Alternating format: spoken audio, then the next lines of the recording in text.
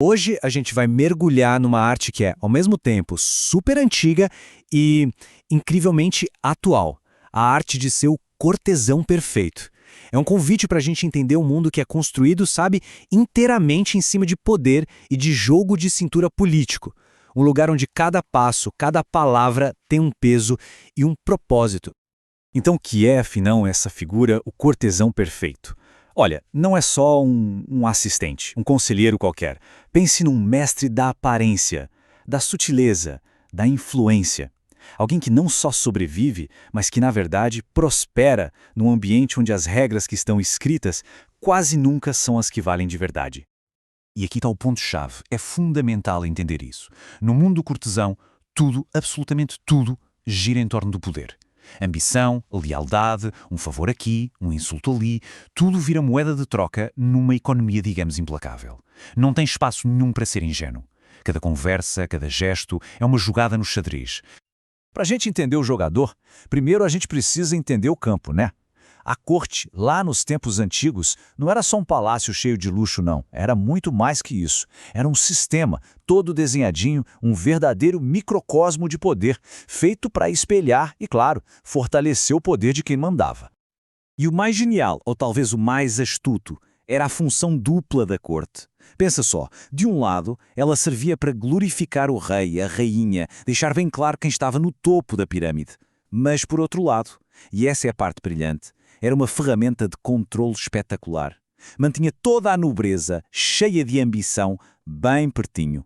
Ali, sob os olhos do governante, onde qualquer conspiração podia ser vista e gerenciada. Só que, claro, viver tão perto do sol tem seus riscos, né?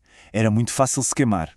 A vida de cortesão era, sem dúvida, um jogo de altíssimo risco. Se desse certo, o prémio era uma influência gigantesca, mas um errinho, um passo em falso, e o resultado podia ser o exílio ou coisa bem pior. Para ter uma ideia do quão extremo esse jogo podia chegar, tem uma história incrível de um viajante que esteve na corte de Darfur, lá no século XIX, onde hoje fica o Sudão.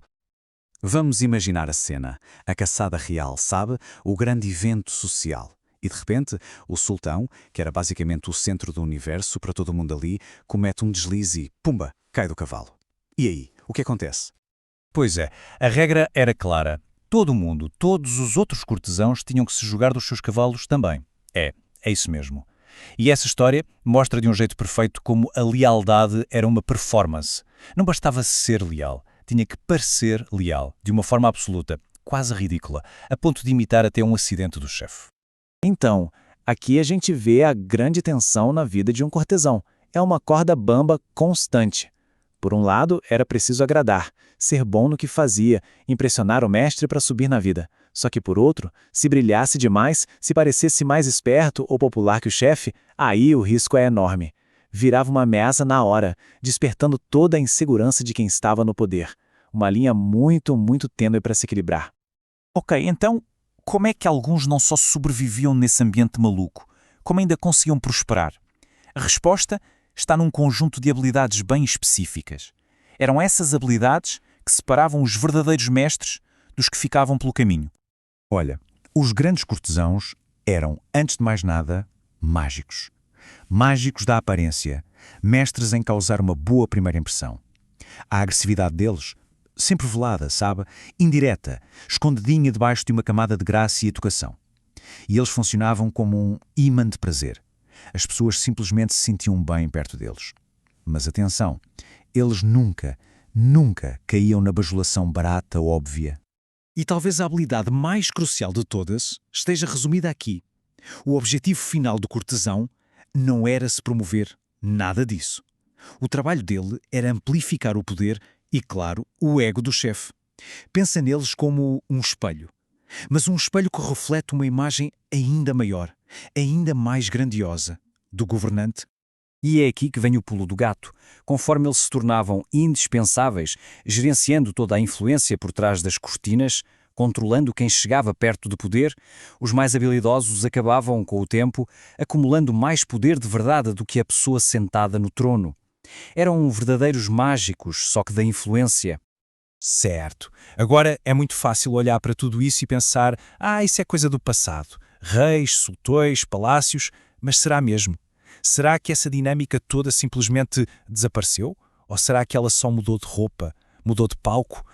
Sabe, o Maquiavel já falava disso há séculos. Ele criticava justamente quem achava que a natureza humana muda com o tempo. O argumento dele era simples. As regras do poder são constantes. A tecnologia avança, a moda muda, mas as nossas motivações mais básicas, talvez não tenham mudado tanto assim. E é aí que a gente faz a ponte para o nosso mundo. O Rei Sol, Luís XIV, já se foi há muito tempo, claro. Mas aquele arquétipo, sabe, do líder que acha que o Sol gira em torno dele, esse a gente ainda encontra por aí. Em muitos escritórios, em vários círculos sociais, em todo tipo de organização. A comparação é bem direta, na verdade.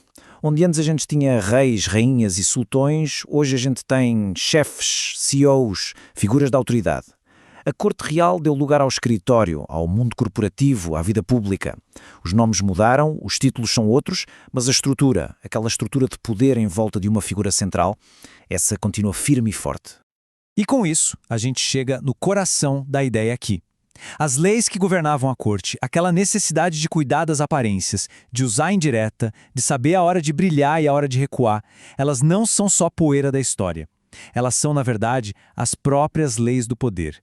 E essas são eternas, são universais. O que nos deixa com uma última pergunta para a gente pensar a respeito. Se essas leis são mesmo eternas, onde é que a gente vê esse jogo acontecendo hoje? No trabalho? Nos grupos de amigos? Na política? Fica a reflexão. Talvez o mundo não tenha mudado tanto assim quanto a gente gosta de acreditar.